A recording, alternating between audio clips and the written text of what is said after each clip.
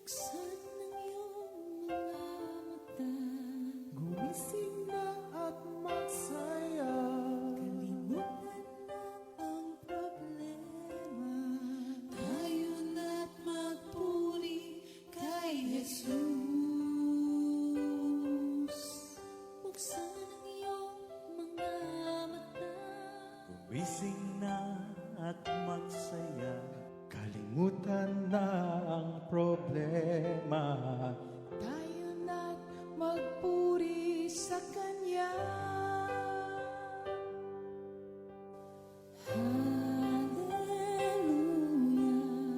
Hallelujah, Hallelujah. hallelujah, hallelujah,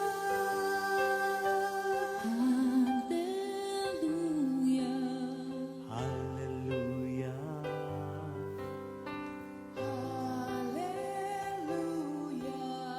hallelujah.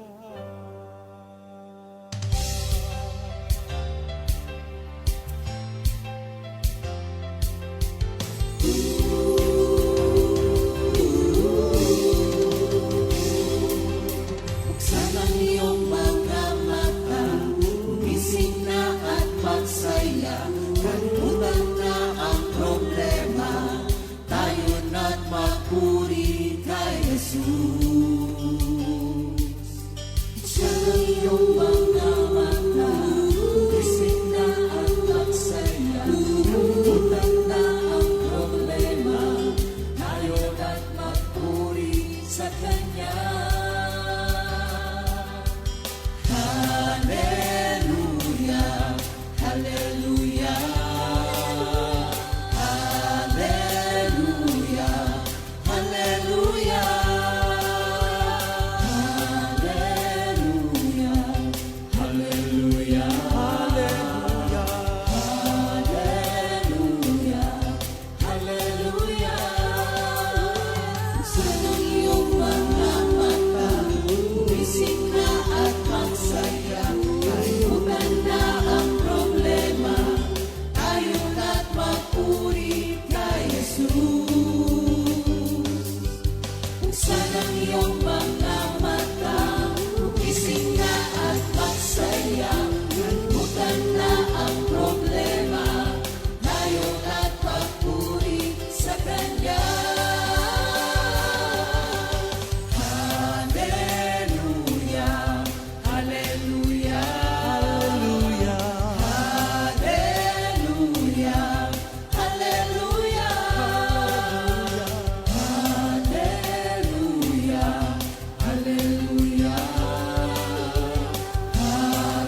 hallelujah, hallelujah. Di ka iiwan, di ka pababayaan. Kumapit ka, umawit ka, at magpuri sa Kanya. Buksan ang iyong mga mata, gumising na at magsaya. Kalimutan na ang problema, tayo na't magpuri kay Jesus. Buksan ang iyong mga mata, gumising na at magsaya. Kalimutan na ang problema, tayo na't magpuri sa Kanya. Hallelujah, hallelujah, Hallelujah. Hallelujah. hallelujah, hallelujah. Hallelujah. Hallelujah. Sa iyong mga mata, gumising na at magsaya. Kalimutan na ang problema, tayo na't magpuri.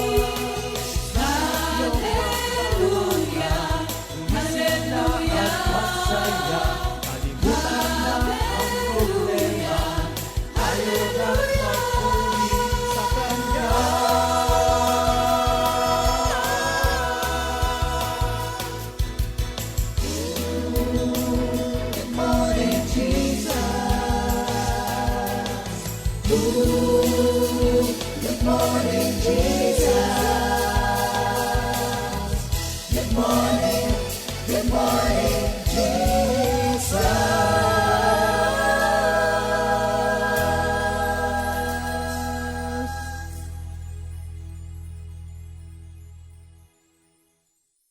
Tayo pong lahat ay ito ngayon. Yay! Pwede po ba natin bigyan ng masigabong palakpakan si Lord?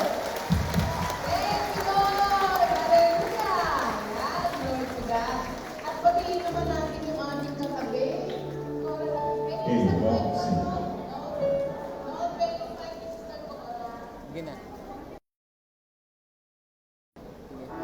Pwede po bang patiin natin yung katabi natin? Sabihin natin, happy anniversary sa'yo, kapatid! Ayan. Thank you, Lord! Ang lahat po ba ay masaya? Ang lahat po ba ay pinapawisan? Dapat lang, dahil yan ay tanda na may buhay na buhay at malalakas. Di ba, Sister Cora? Pinagawisan po ba kayo? Amen. Yan, yun ang importante. Okay lang po yan, pawis. Ano rin yan? Dagdag bawas ay mali. Tama. Dagdag bawas sa timbang. Oo. Karagdagan pamamaraan ng pagbawas sa timbang. Amen. Yan. Tayo po ba'y handa na mga kapatid? Thank you, Lord. Pero bago po ang lahat, tayo po'y mag-opening prayer muna. Tawagin po natin si Pastor Alex para po sa ating opening prayer. Hallelujah, hallelujah. Lord, you're so great and wonderful. Salamat po sa buong coffee na 42 years na kayo nangangasiwa. Ito pong buong maghapon, it is all for your glory. We will celebrate your goodness.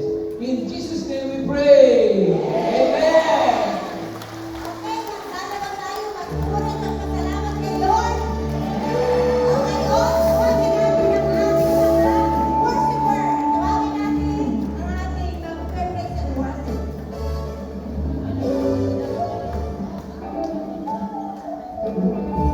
Thank you, Lord. Glory, glory to God. Sige pala. Sorry. Mga kamusta daw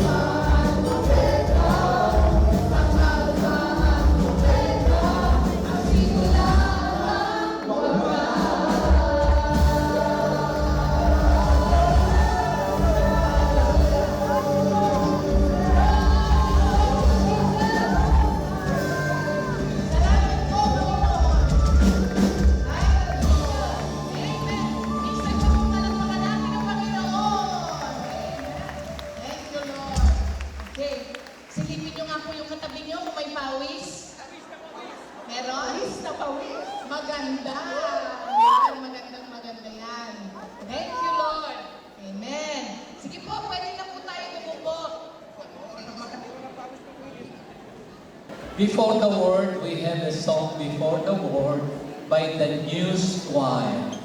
And then my fellow pastors for the message. It is about the acrostic, the 119 of Psalms, 176 verses divided into 8, and there are 22 acrostic letter of the Hebrew na makikita niyo sa harapan. Ayan, 22 letters ng Hebrew. The news choir, please. At ito yung inyong mga mic. Then, my fellow pastors.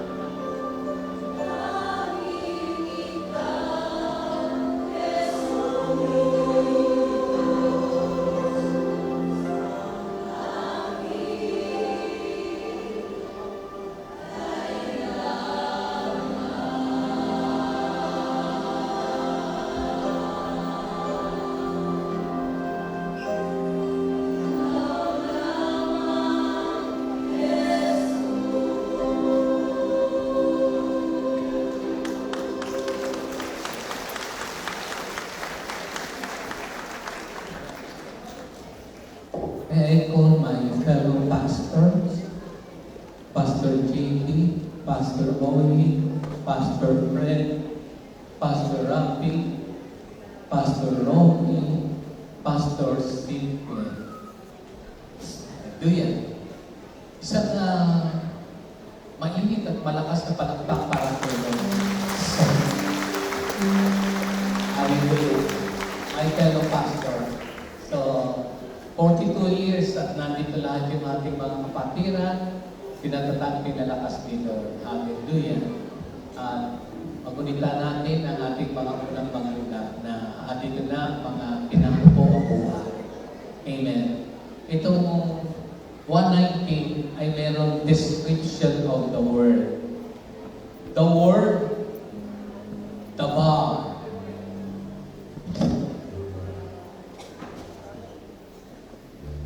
Precepts. Torah. Love thy commandment. Judgment. The word is testimony. The word is statutes. Amen. Brother Joey,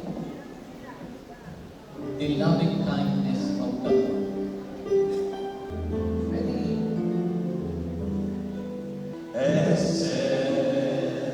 The loving kindness of the Lord. The true eternal God.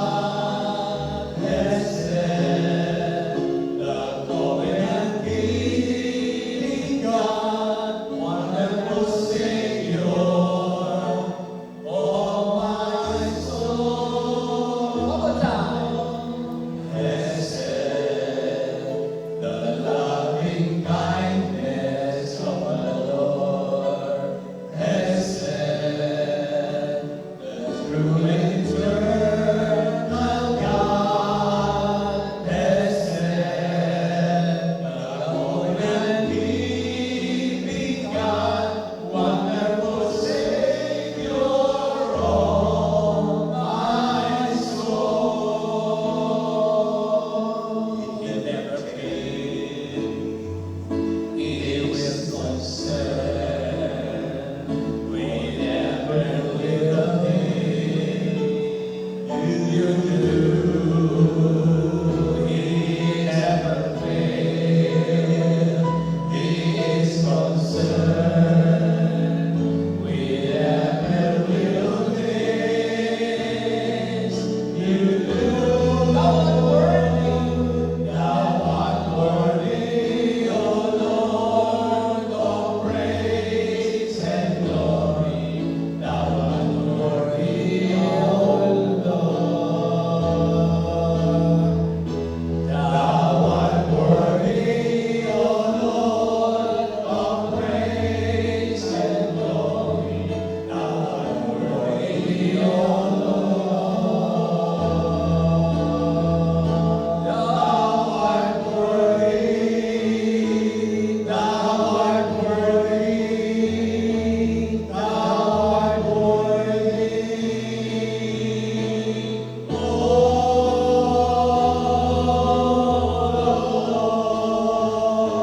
Thou art worthy. Thou art worthy.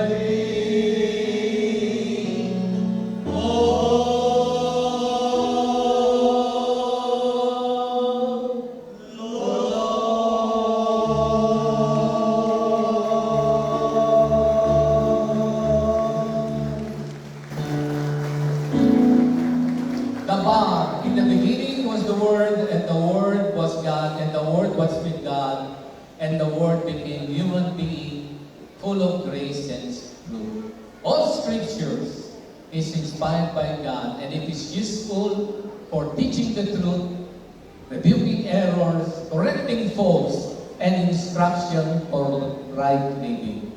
Let us love thy word.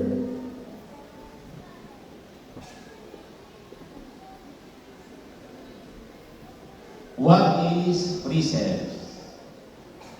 Sa awit 119 verse 56, ang sabi po doon, ito ang aking kagalakan, ang sumunod sa iyong mga tuntunin. Sa buhay natin, sabi nga, ano nga ba yung precept? Sabi nga po, ang precepts po, ito yung tuntunin ng Panginoon sa atin, na ito yung dapat nating lakaran. Pagka po, natatandaan ko po nung nung wala pa kami kay Lord, yung nanay ko, dalaga pa lang, mananawas na po yun, albularyo. Ang tawag nga po ng iba ay specialista ng albularyo, ng mananawas. Pero kala ho namin, yung ginagawa ko namin ay tama. Pero yung po pala, ayon po doon sa Word of God, hindi po pala yun ang tuntunin ng Diyos. Diba? Sabi nga po doon sa Deuteronomy 18:10, sabi doon sino man magsunog ng kanyang gawin ng mananawas, sabi po doon, kasusuklaman ng Panginoon. Ibig sabihin, nung dumating sa amin yung tuntunin na wala pong ibang salita ng Diyos, yung po ay nakaligdan. At yun nga po yung nagawa ng salita ng Panginoon. Ito nga po yung precept. Nasa buhay natin ngayon, ito yung tuntunin ng Panginoon na nagtutubig sa atin. Paano po tayo lalakad ng ayos sa kalooban ng Panginoon? Ano pa po yun? Di po ba sa awit 119, 105, sabi rin po doon, ang salita mo ay isang tanglaw na gumagabay sa aking daraanan.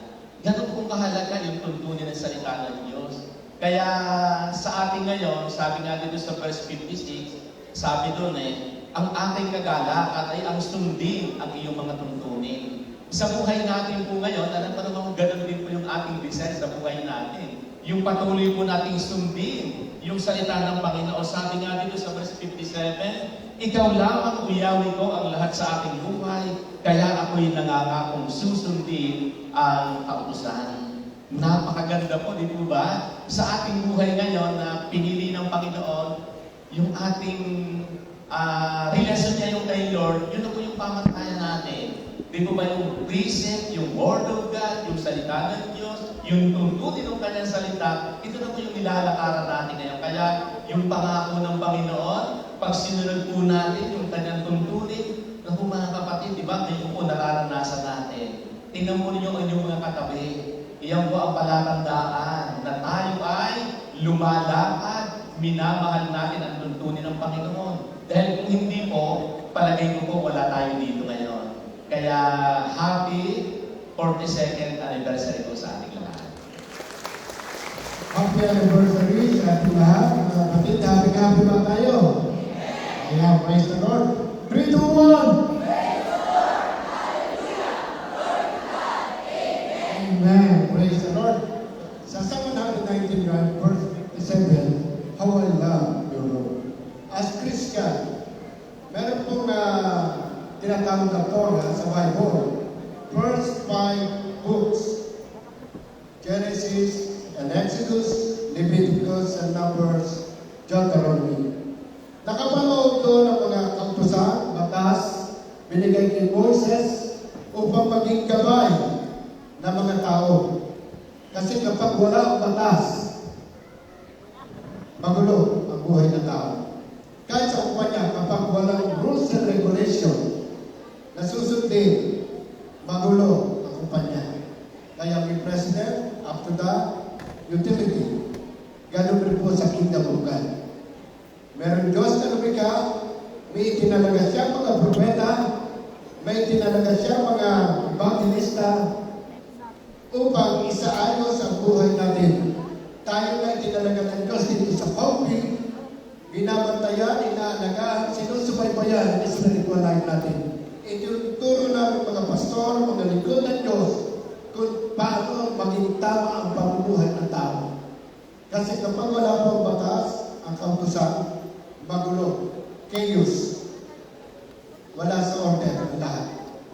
Malalagay sa order, kaya naglagay ng batas, ng kautusan, ng mga propeta, upang ilagay kaya sa mula pa nung nilalagay ng Diyos, itinuro na sa nagsimula ang paglalang ng lahat ng bagay. Nagpatuloy, marami ng tao, ibinigay ang Genesis and Exodus. Sa Exodus, si Moises na, Leviticus, mga aral, number at mayroon ang mga batas ng Diyos upang sa ganun pa lang nagsimula na. Pero hindi po binaliwala ang batas sa Old Testament. Up to the New Testament, doon pa rin kumuha ng mga itinuro ang mga nasa panahon natin. Kaya yung sa Deuteronomy, love God above all, naroon po sa New Testament para ilagay sa ayos sa panahon natin paano may tuturo, maunawaan at maintindihan kagad ng mga tao ang batas ng Diyos. Noon, King James, ngayon, Good News. Para mas madaling maunawaan ang batas at hindi mahirapan ang taong sundin ang kanyang pag-usap. God bless you all and happy anniversary. Love thy commandment. Pag sinabi pong commandment, ito po yung isang command na mayroong ginagagawa ng Diyos sa atin. Morally, civil, at religiously. Na kinakailangan din po ang magiging patayan, magiging gabay natin sa ating buhay. Kaya sa Book of Exodus, chapter 20, sinabi ko doon, God has spoken His word. I am the Lord your God who brought you out of the land of Egypt, out of the land of slavery. Worship no other God before me. You shall not make any images in the form of anything, in heaven above, in earth beneath, in the heaven, in the earth below. Do not bow to them or worship them, for I am a jealous God. You shall not misuse the name of the Lord your God, for the Lord will not hold you guiltless when you misuses His name. Remember the Sabbath day, keep it holy. Honor your father and your mother, so that everything may go well with you in the land that God has given you. You shall not murder. You shall not commit adultery. You shall not steal. You shall not give false testimony against your neighbor. You shall not covet your neighbor's house. You shall not covet your neighbor's wife, male or female, servant, or ox or donkey that belongs to your neighbor. So magandang tanghali po at happy anniversary sa ating lahat.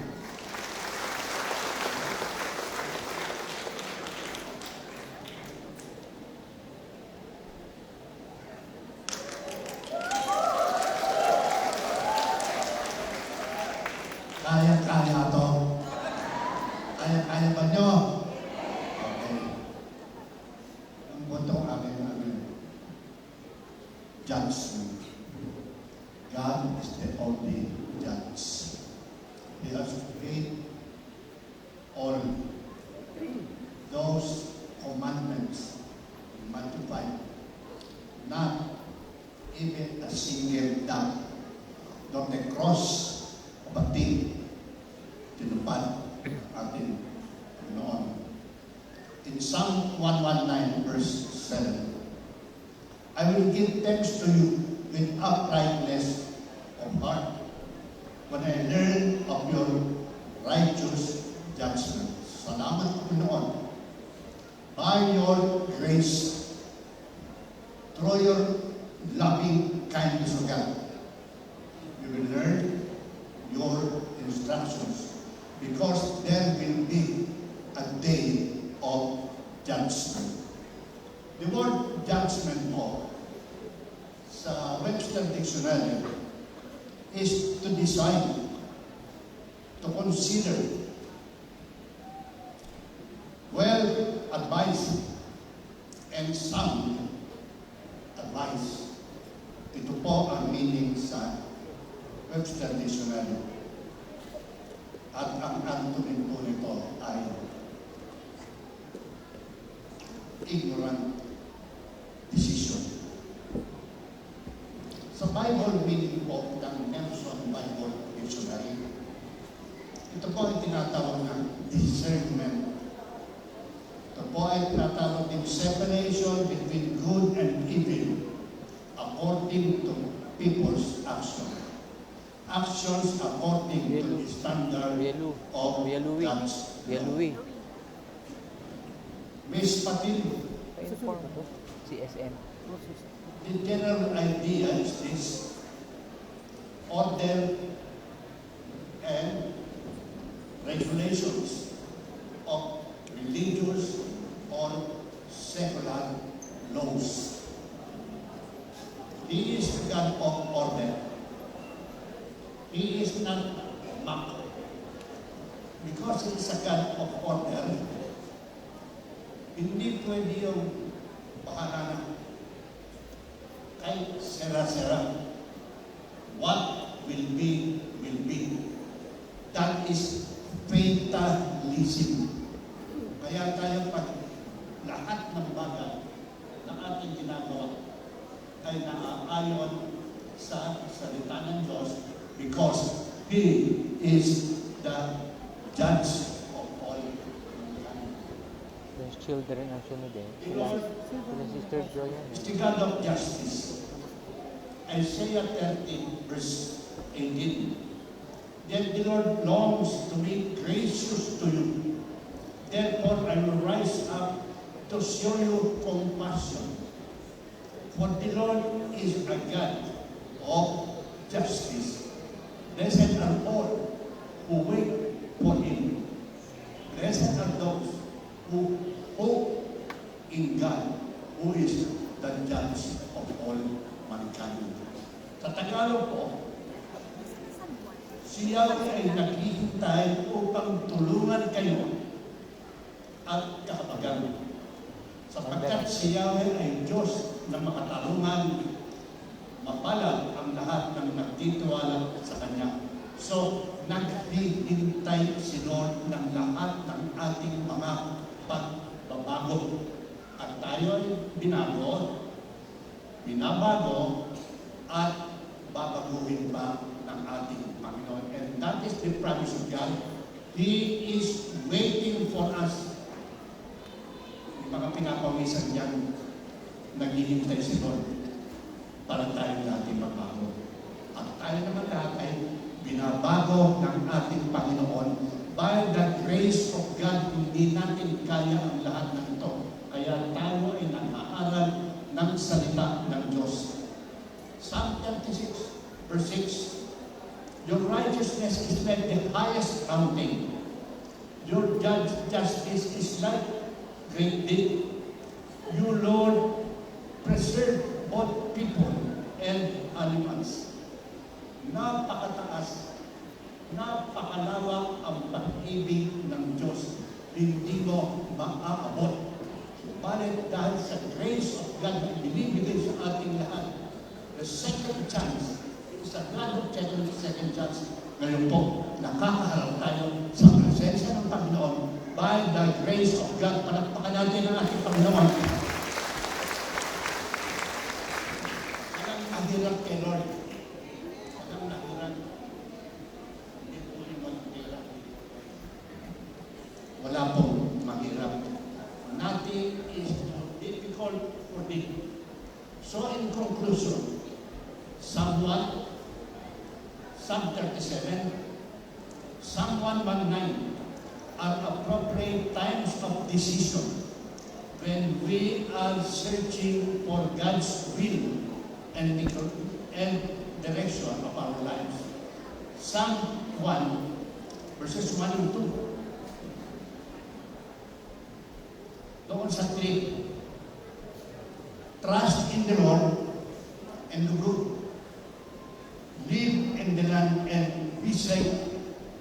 Delight yourself in the Lord, and He will give you the desires of your heart. That is verse 4. Psalm 119, 105. Thy word is a light unto my feet and a lamp unto my path. Kaya tayo doon sa path of righteousness ni Lord, the narrow way, not the broad way which lead to destruction. Kaya po, ang sabi ng Panginoon,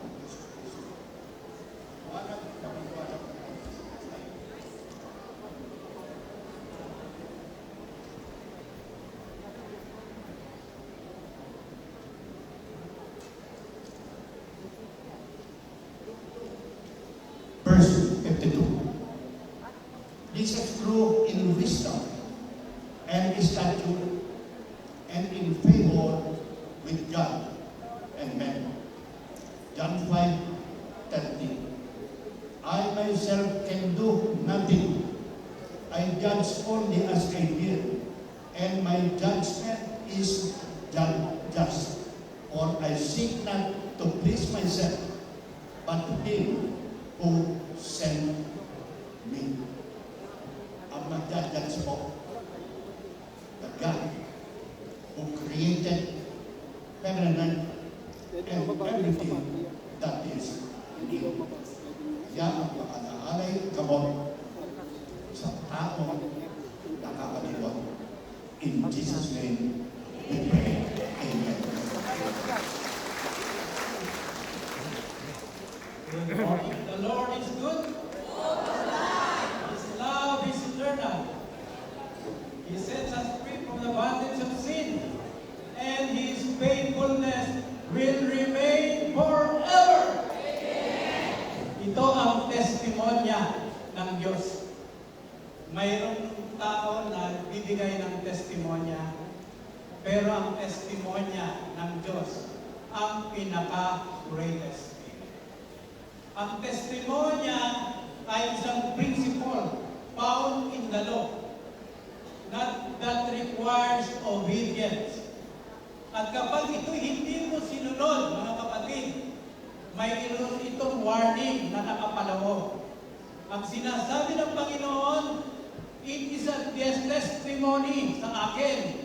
Kapag ibinigay ko na sa inyo, it is your duty to obey it. Kung natatandaan natin, mga kapatid, ang mga Israelites, 40 years, inalagaan sila ni Lord. Marami silang nagtramo, murmuring. Okay lang kay Lord yan. Pagkain, walang problema yan. Pero nung hindi sila maniwala na dadagnan nila sa Canaan, mga gatas na pampalusot, mga hani na masasarap, hindi nila pinaniwalaan yan. Hindi pinaniwala nila na may malalaking higante doon, kahit maliit lamang. Kaya anong nangyari? Hindi nila sinunod ang patotoo ng Diyos na makakarating at makakapasok sila sa Canaan. Kaya hindi sila nakapasok, karamihan nila. What is the greatest testimony of God today sa New Testament? Makikita natin yan sa 1 John 5:10 to 11. The Creator of the world testifies. At nag-usap siya, mga kapatid. God has given us eternal life, and that life is in His Son. Whoever has the Son has life. Whoever does not have the Son of God does not have life, and that is it. Kung hindi mo pa kilala si Jesus at hindi mo pa tinatanggap, kumbaga sa kamay ng Diyos, nasa akin ang testimony, hanggang ito'y nasa akin na at hindi ko pa binibigay sa inyo, wala pang requirement sa inyo. Pero once na ibinigay ko na sa inyo, inabot ko na sa inyong kamay, maaaring tinanggap nyo, pero itinapon nyo. Ang importante dito, tanggapin natin na ang binibigay ng pagpapala ng Diyos ng eternal life ay through Jesus Christ only. Ay iyan ay patotoo ng Diyos. This is the greatest testimony that requires us ng ating Panginoon. In Jesus' name we pray. Amen. Praise God. I love Thy word. I love your statutes. Mga kapatid, narinig na po natin ang at least 6 of the description of the word of God. But I do pray na nagkakaroon talaga ng distinction. Even before this session, ako po'y kabilang doon sa marami na para bang pinalalampas ko na lamang. At sinasabi ko, ang lahat ng yan ay utos ng Diyos. Pero napakahalaga pala na makita natin yung description. At this for today, yun ang 7 description at lastly, ito nga po statutes. Again, we cannot do it at our own because ang lahat ng ito ay nangangailangan ng power of the Holy Spirit. So if you want to know deeper the different meaning of the Word of God, please always invoke the presence of the Holy Spirit. At this point, may I request to everyone, kantahin po natin yung ating Holy Spirit, I need you in my life. Sister Sally, please.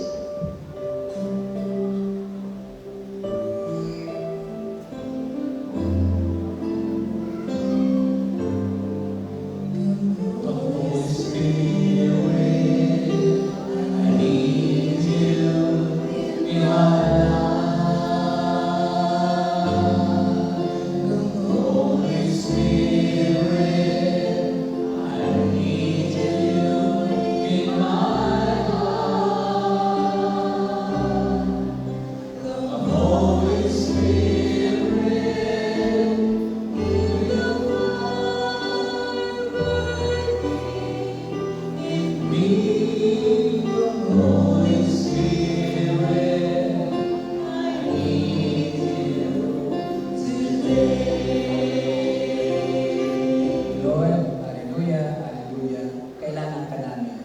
Unang na-mention ng salita statutes doon sa Genesis 26, verses 2 to 5. Ayan yung basahin ko sa ating lahat. Nagpakita si Yahweh kay Isaac at nagsabi, huwag kang pupunta sa Ehipto, manirahan ka sa lupaing tuturo ko sa iyo. Dito ka muna, sasamahan kita at pagpapalain. Ibibigay ko sa iyo at sa iyong lahi ang buong lupaing ito, tulad ng aking ipinangako sa iyong amang si Abraham. At verse 4, and I will make your descendants multiply as the stars of heaven, and give to your descendants all these lands, and in your seed all the nations of the earth shall be blessed, because Abraham obeyed my voice and kept my charge, my commandment, my statutes, and my law. The first mention in the Bible about the statutes. So, ano nga ba ang statutes? Well, ang sabi po doon sa una natin nakita, by the help of the Holy Spirit, He leads us to do some research. At yun po ang isa sa ating lesson for today, as far as statutes is concerned. Tingnan po natin ang Wikipedia, isa sa mga common dictionary ngayon na ating ginagamit, at ang definition po noon ay sinasabi, the word statute comes from the Latin status, meaning standing. So in other words, this is the law of God that will stand forever. Ito talaga tayo? Statute, Yan ang status. nakalagay. Dito rin pinukuha yung symbol ng mga statute, ng mga statute, mga ribulto, na mga matitibay na yari sa bato na nakatutong sa bato.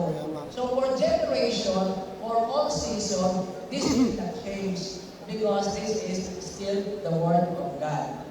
Biblically, ang gamit naman dito, doon sa Hebrew ay chok. C-H-O-Q. In other words, ang sa parito ay yung C-H-Q-Q-A. Chokha. Na ang ibig sabihin nito ay statute refers to an authoritative enactment, decree, or ordinance. Ang ibig sabihin nito ay this means a requirement. So, generally speaking, the commandment of God is the general outpouring of His law. And status is the detail. It is the boundary. It will limit us. It will limit us. It will not change. It will be there forever. Sa Bible, ang mga common na statutes ay matatagpuan sa Leviticus. One of them, ang pinakauna doon, at mahalaga para sa atin ngayon, doon sa Leviticus 27:30-22. This pertains to the taxation and tithing. Particularly sa tithings, may sinasabi doon, alin ang iyong itataas, lahat ng idadagdag sa iyo ng Diyos. Nung panahon Pero pupuin mo, yun, sige, mga bigyan mo. ani sa Wait, ako na lang, halaman, magmamahal. mga ipinanganak, Sa camera yan. mga Pag tumatayo. increase sa Upo ka lang muna finances. dito. And this, it must be 10%. Kailan ito Dito dapat naman ako. ibigay? Ang sabi sa Leviticus, Naka-monitor. it must be immediately. Ang sabi sa Malaki 18:10, which is also a statutes, it must not be no less, no more than 10%. It must be exactly 10%. This is standing, it will not change. If you give only 9%, that is not tithe. If you give 12%, only 10% of that is tithe. that must be clear. It must be followed. Kahapon, aking natutuwaan, may sinabi tungkol mo sa truthfulness, faithfulness of God pagdating sa tithe-paying. How God loves us. Even to that direction, sinasabi niya, dito niyo ako subukin. As a matter of fact, hindi lang ng tithing ang nagpapasubok ang Diyos. Pati ang individual natin, mga life verses, ang ibig sabihin ng Diyos ay, dito niyo ako subukin. Subukin mo ang pangako ng Diyos, gawin mo ang iyong responsibilidad, and let God prove that He is God. That is part of His statutes. So this is the limit to holiness. Hindi tayo ililigaw. Statutes is a dotted line given to us by the Lord, especially when joint Christ, when we live in our Lord. The goodness that we are doing is not ours. If you are a believer, you will know that God is the one who put that in place. We are just following it. So it's part of the statute. How nice na ang ating community ay meron ding statutes. You know that. Yung ating vision, and our day-to-day activities, meron po tayo. Yun nga yung ating vision. How I wish I can memorize this. I thought I memorized it already for 2 days. Pero just the same, para magkamali, let me read this to you. So, our statutes, number 1 is our vision sa community. You do this, hindi ka mawawala. We will have a strong you, a strong family, a strong church, a strong nation. So what is this? The vision is, we are a Christian community committed to impart the way to attain the final end of man, loving and knowing God more entirely, serving Him more devotedly, and just striving more earnestly to secure the eternal happiness of heaven. That is the vision of our community.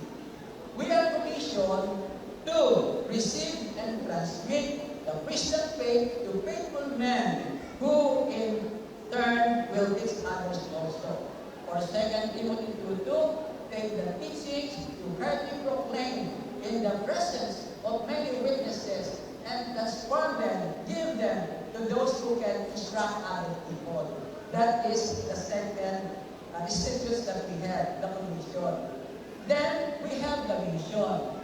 The mission, have an acronym para hindi ko makalimutan, pero nakalimutan ko rin.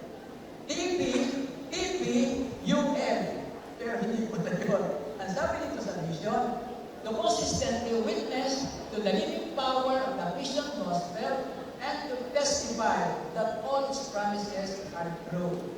Number 2, to substantially contribute to the spiritual and moral growth of our country by serving as an influence for good in our society. Number 3 mission is to be faithfully and trustworthy men and women of Christ and the gospel who will yield neither to persecution or error.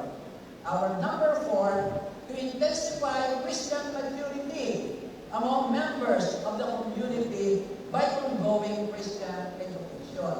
Number 5 is to minister peace, love, joy, and reconciliation through sacrificial giving of oneself by having the same thoughts, sharing the same love, and being one in soul and in mind. For our number 6, praise the Lord. To give all the glory and honor to God, the Father, through the Lord Jesus Christ, from whom all help comes, whatever we do, think, and say. That is our vision. And the community values. Mga kapatid, ito yung ating ginagawa, ito yung dapat natin gawin, at ipamahagi sa lahat nating mahal sa buhay. Our community values is to understand and not to judge. That's number 1. Number 2 is to be patient, to seek and save the lost. Number 3 is to love unconditionally, just like the Lord's love. Number 4 is passion for God, is passion for His Word. Number 5 is unity to succeed in the ministry. And lastly, loyalty to Christ and to the community at all costs. Thank you, Lord. We have these statutes and we pray through the help of the Holy Spirit that we will not only forget this, but we are committed to do this. All for the glory of God in Jesus' name.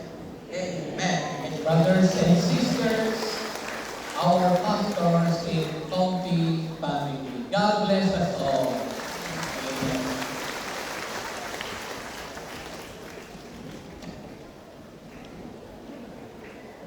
Lord, di kailangan ng alalay ng mga pastor.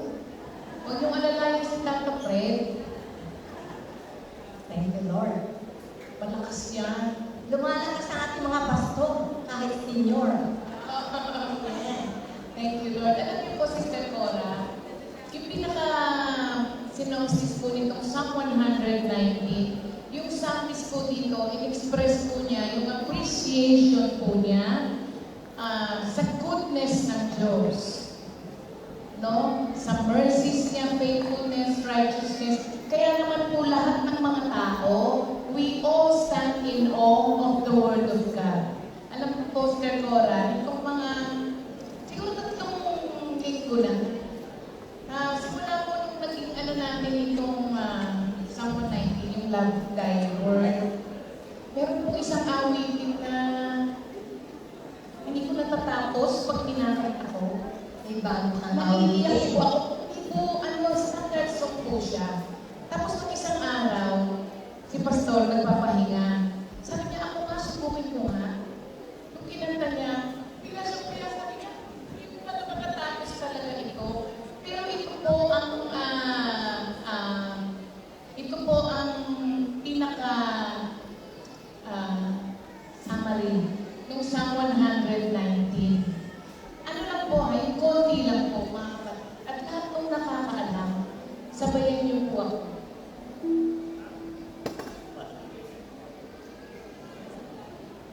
I love you, Lord, for your mercy never fails me. All my days, I've been held in your hands. From the moment that I wake up until I lay my head, oh, I will sing of the goodness of God. 'Cause all my life you have been faithful.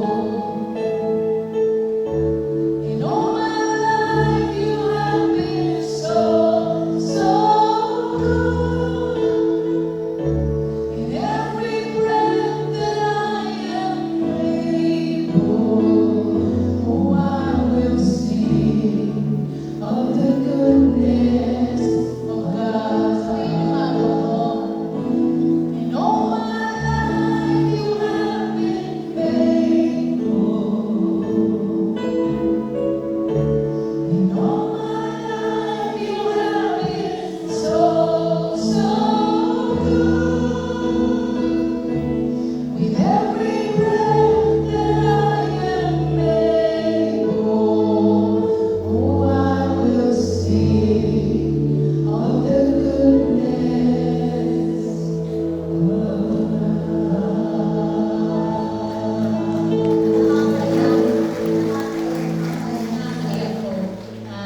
kung medyo nakakalimot po tayo kung gano'n po kayo ng Diyos, search niyo po yung awitin na yun.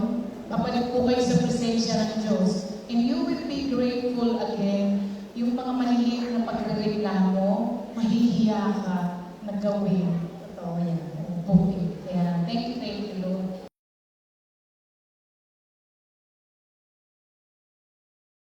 Second Timothy 2:2. Hallelujah. Second Timothy 2:2. Praise the Lord. Second Timothy 2:2. You and me, let us proclaim the gospel. Second Timothy 2:2. Hallelujah. Second Timothy 2:2. Praise the Lord.